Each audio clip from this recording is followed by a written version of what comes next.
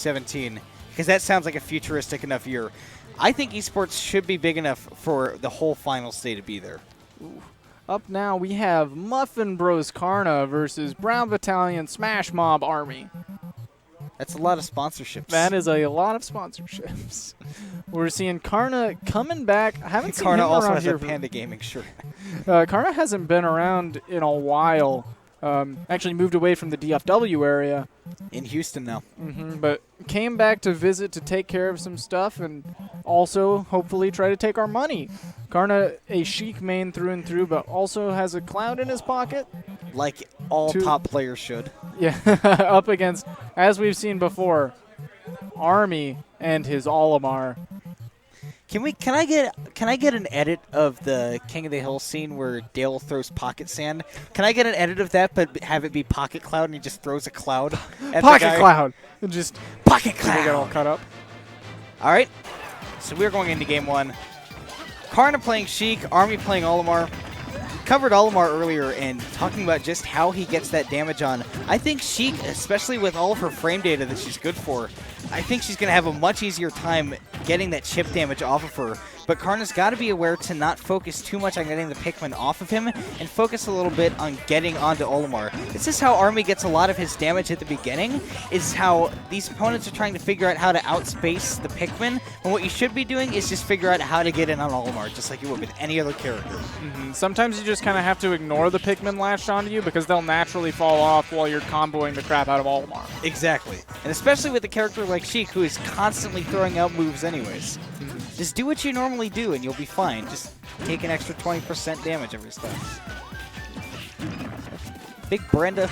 Did they call the purple one Brenda? You know, they got a lot of names for the purple one. I've heard Monique. Monique, that's, yeah. I don't know why I thought Brenda. Yeah, okay, so purple's Monique. So Karna's still going for the forward throw to bouncing fish. It's like a little bit like in denial. Like I still want it to work, and sometimes it does if you read the air dodge. But now you can air dodge through it rather than it being a guarantee all the way up to everything. At lower percents, it still works. It never really confirmed that kill percents before anyway. Yeah. It's just the new way. Basically, down throw up air doesn't work at all, and forward throw bouncing fish kind of does. So it's something to strive for. Yeah. Look at that. Karna just parries the purple Pikmin. See, and there, the forward throw bouncing fish earning him a stock. Yeah. You just have to catch on to your opponent's habits. And that's what Karna's all about.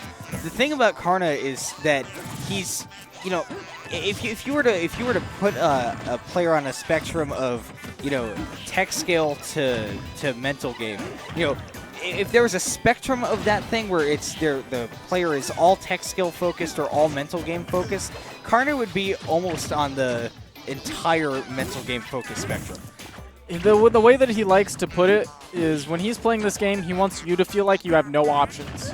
He feels he's having the most fun in this game when you are not having any choices left. That's funny because that's when I'm having the least fun, is when I have no choices left. And that's how Karna wins games. If you can make somebody feel like they're not even having fun, like people always say like, haha, rule number 5, the last rule, have fun or whatever. But you will not be successful in anything if you are not having fun while you're doing it. And Army throwing away that looking stock. down, his brother probably making fun of him right now in his ear. Well, you know what? Actually, it almost looks serious. I actually can't tell with those two. I really can't. Because I was about to be like, he's probably telling him some tips on Sheik, and then I realized he probably could also be whispering to him, like, remember, if you lose this match, you owe me McNuggets. It could be anywhere on the spectrum right now, but I do know that this is not just something that he's pulling out of the hat. This is actually a legitimate counterpick that Army has and has been working on. I think it's also a bad idea. Do you? You want to hear me out on Yes, this? please explain your thought process. Karna plays in the same city that Trella plays in. That's very, very, very good argument. That is it. That's fair. I don't know how often Karna and Trella get to practice between the two of them.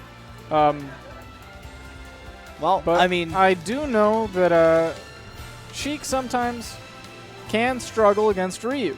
Yeah, Ryu's a very good character.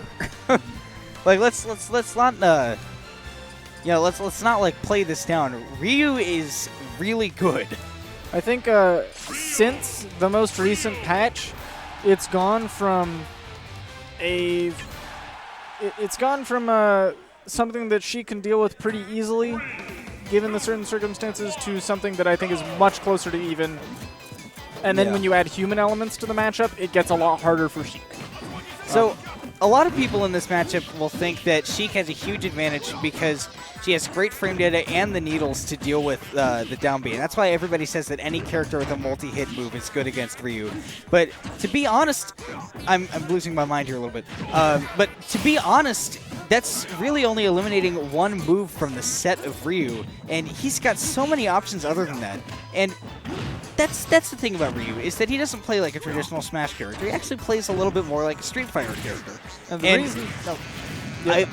I think you should take it from here. Sure, I mean, the reason that I'm not freaking out about this 101 sitting on Army right now is Ryu uses Rage like he uses meter in Street Fighter. He's got to build it up, and then you are having a bad time. Oop! Wow, that Ryu is just made the same noise that I did. That is a really early kill on a Ryu. Normally don't see him lose his stock until around 150. Really, really solid whiff punish out of Karna. Yeah, so normally that's a great combo where you can do that, the aerial needles into bouncing fish, but Ryu had nothing, so he just fell out of the needles. I mean, at this percent, if Ryu still had his rage, I think Sheik would be more scared than he is. Oh, yeah. You just connect a shorty and that's it. But now, I don't think Sheik's in danger of dying. He has to rebuild that rage. Look at Karna go. Like, if you play a heavy character against this guy, like, the amount of damage that he can continue to tack on, like, you're like, okay, there's no, like, he's got to be done now. And then he's not. He's never done.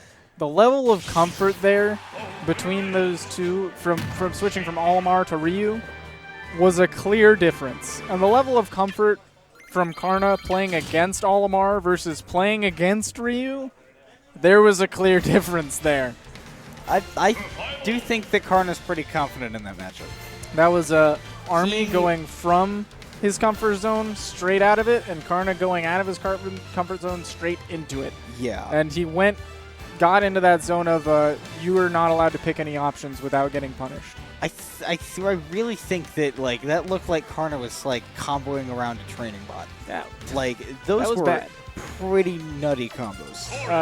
That looks like I'm not going to have to reimburse Army for his entry this week. That's mean. I'm just saying. What was your deal if he wins or if he gets top 3? I told him if he wins Shockwave, I'll give him his money back for entering. You could have put more money on that. My money is safe. There's no reward for me putting more money on that because he's not going to pay me if he doesn't make it. How will he? Ryan, buy me food. He's not. What's up, Chad? Should have stayed all of you. That's what Wispy's saying. Man. Yeah, that was definitely.